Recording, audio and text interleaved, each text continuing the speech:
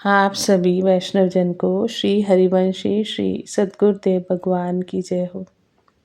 श्री राधा वल्लभ लाल की जय हो। श्री वृंदावन धाम की जय हो। आज बहुत ही सुंदर प्रसंग हम काक भुशुंडी जी को प्रसाद इस पर कथन कर, श्रवण कर, गुरु कृपा से मनन और चिंतन कर इन सूत्रों को, इस प्रेम को अपने हृदय में, अपने आचरण में उतारने का गुरु कृपा से हम प्रयास करेंगे।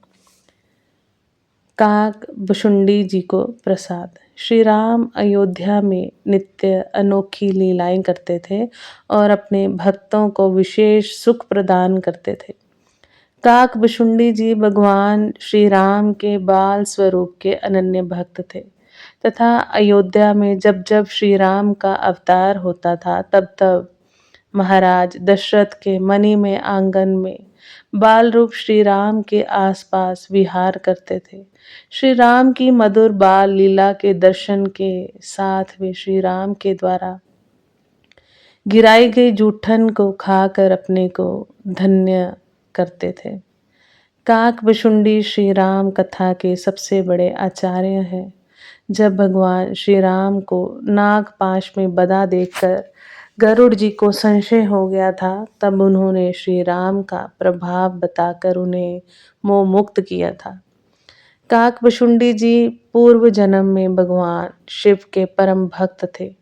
एक दिन वे शिव मंदिर में बैठकर जब शिव जी का नाम जप कर रहे थे, तब काक भुशुंडी जी के गुरु आए और काक भुशुंडी जी ने अभिमानवश उठकर अपने गुरु के चरणों में प्रणाम नहीं किया। उनके गुरु भगवान के भक्त और परम क्षमावान थे।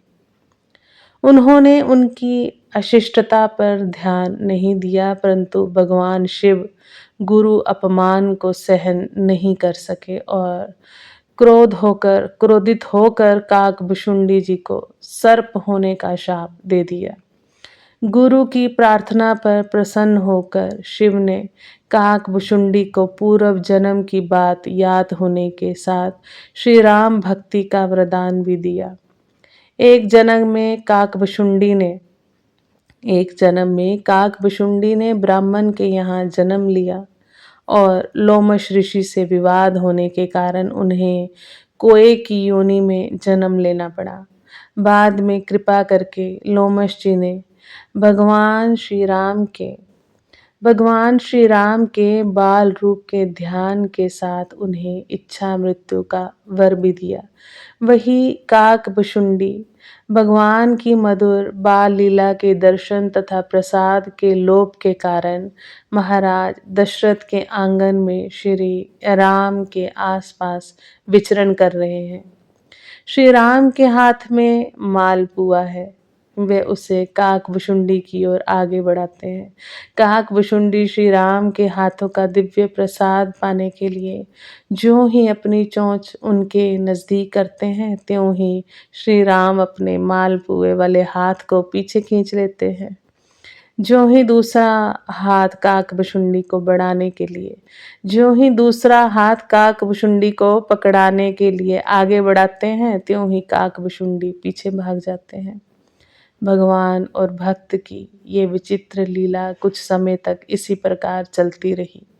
भगवान की लीलाएं बड़ी ही विलक्षण हुआ करती हैं।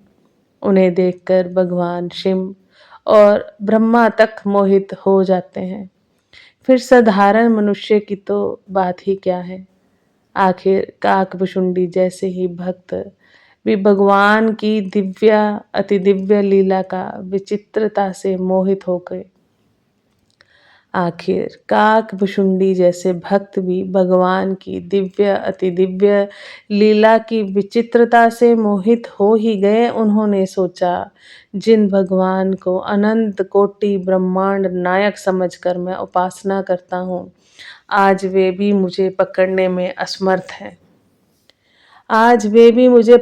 में असमर्थ हो गए। इस प्रकार का संशय जैसे ही काक भुशुंडी के मन में आया, वैसे ही श्री राम ने काक भुशुंडी को पकड़ने के लिए अपना हाथ आगे बढ़ाना शुरू किया।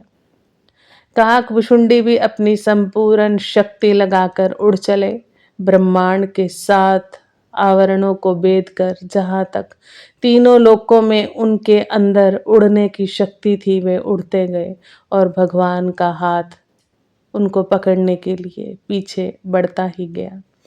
जब काकभुशुंडी पूरी तरह थक गए और उनके अंदर उड़ने की थोड़ी भी शक्ति शेष नहीं रही, तब भगवान ने उन्हें पकड़कर उदरस्थ कर लिया।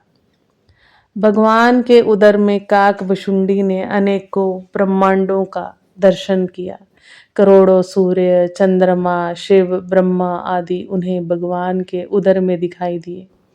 यहाँ तक कि जिसको उन्होंने ना कभी देखा था, ना सुना था, ऐसी अनेक विचित्र विचित्र काकभुशुंडी ने भगवान के उदर में देखी।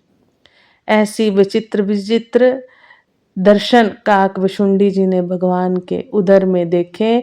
उसके बाद भगवान ने उन्हें उगल दिया। फिर वही दृश्य सामने था।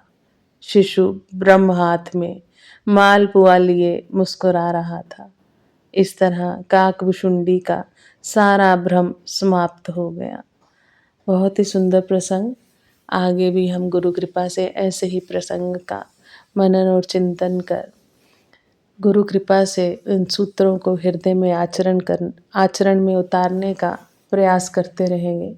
आप सभी वैष्णव जन को श्री हरिवंशी श्री सद्गुरुदेव भगवान की जय हो।